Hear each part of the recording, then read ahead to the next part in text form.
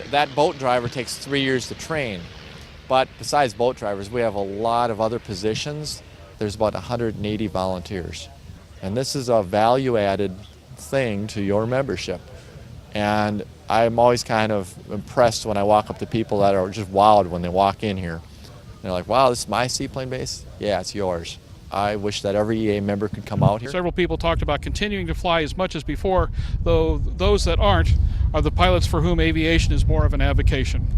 The portrayal of GA in at least some segments of the mainstream media is viewed very negatively by the status quo here in the aviation world. Some talked about stories similar to that seen in USA Today and local as well as national publications and not being happy with the process, but not having a whole lot of answers as to how to fight it. Some of that is incentive driven, and yet it could signal some consumer confidence if people are buying airplanes again. 2 months does not a trend make, but where single-engine piston sales were seen as the, quote, canary in the coal mine at the beginning of the recession, some have said that it could also be their first harbinger of spring. Certainly there's a long way to go, and a double-dip recession is definitely a real possibility, but it could also be a peg on which to hang some of our hopes. Cirrus has adopted R9 as a factory option, and of course we now have an idea of what's going to be happening to Piper leadership as Kevin Gould takes over with the departure of John Becker. We were enthused to see that the refit market is strong. Warp 9 leading the way with refit SR-22s with Tornado Alley Technologies turbocharged. Hawker Beach told us about EVS now for both the Baron and Bonanza series. We were able to publish the very first flight test of Cessna Aircraft Sales now has a premier edition of the DA-40 XLS. For the Aero News Network and for Aero TV, this is Jim. And I'm really delighted to be represented by the Air Guard here and to have the opportunity for them to support the air show program and be a part of the EAA. Well, I fly the air show airplane. In the past, I've flown C-130 cargo airplanes, and I'm current and qualified in the F-16 Fighting Falcon and the 148th Fighter Wing in Duluth, Minnesota. So for a guy that likes to fly airplanes coming from a little small town of Eagan, Minnesota, just delighted to have been able to do that in the Air Guard. Sean D. Tucker's been flying air shows for a long time, so it's always wonderful to share the skies with a legend and an icon. And there's just many great air show performers. Julie Clark here. You know, it's just fun to be able to live your dream and be able to share the skies with all the people that have been flying here for many years. It's been a bit more relaxing this week to be able to take it all in and be able to really enjoy the gift of the 9 minutes of flying in front of the most critical mass of people. This group of people is, everybody's a pilot, everybody's an aerobatic pilot, everybody knows what you're doing, so it's I really enjoyed the opportunity to get up and fly in front of this crowd. Well, I enjoy spending time with the people and the kids, and that's what kind of a passion is, to tell people about the great benefits of the Guard.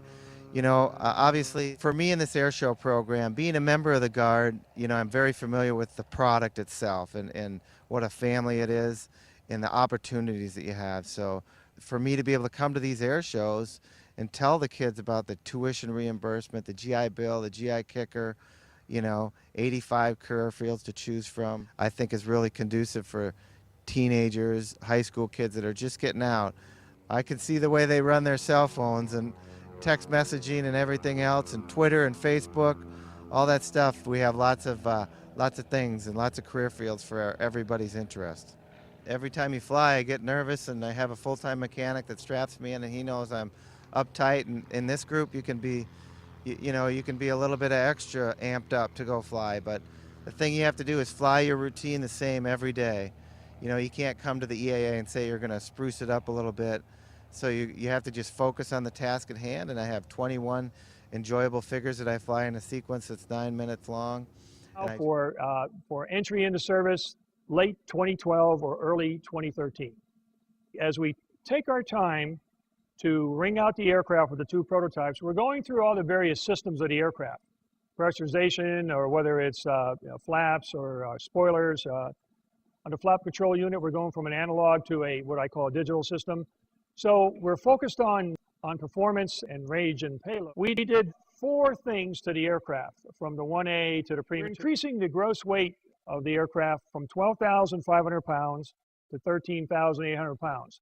We want to make sure with one pilot, and I think the sky's the limit on the Premier 2. This is future. You're going to see the Premier name. Cirrus Design's Vision SJ50 single-engine personal jet offers exceptional fuel efficiency, flexible seating for up to 7, advanced avionics, and all the Cirrus safety features you expect, including the Cirrus airframe parachute system. With its V-tail design, the Cirrus Vision is technologically advanced, yet engineered to be simple to fly, to allow owner pilots more lifestyle pursuits than any other personal aircraft.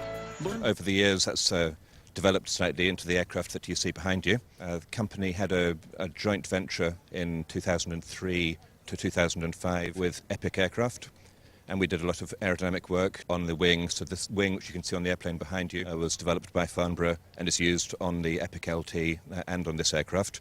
Now, there were some people who said that as neat and as sexy and as... Tried not to innovate too much.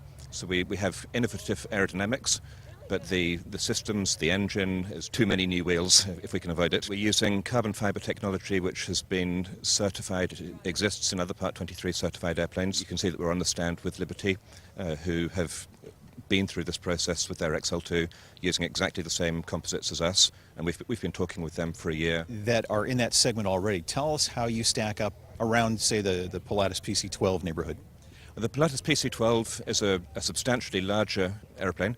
It's got 9 seats. It's going to be over $1 million more expensive than the Kestrel, and it cruises at 270 knots against a 340 knot cruise that we can offer.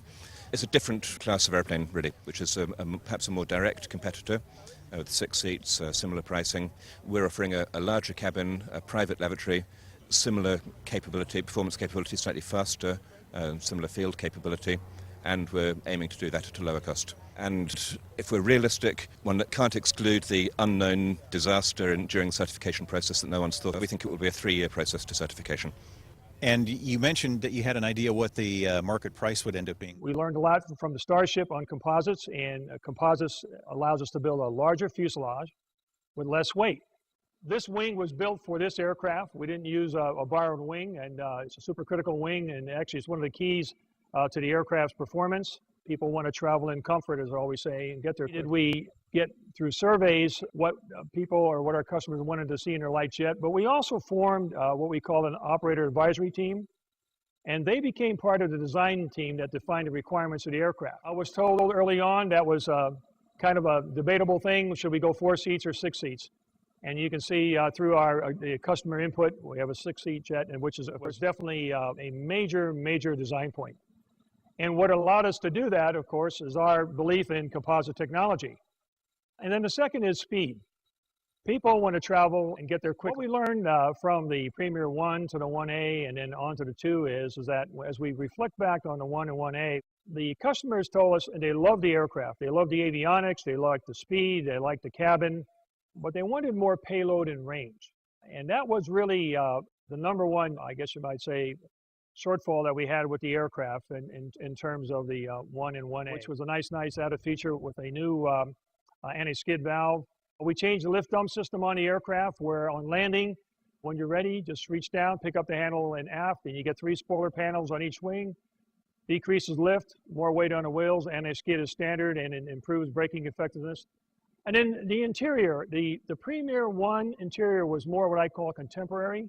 And we completely went to what I call a more traditional Hawker business interior, streamlined sidewalls, downwash lighting, a different headrest, different tables. I completely redesigned and feel of the aircraft.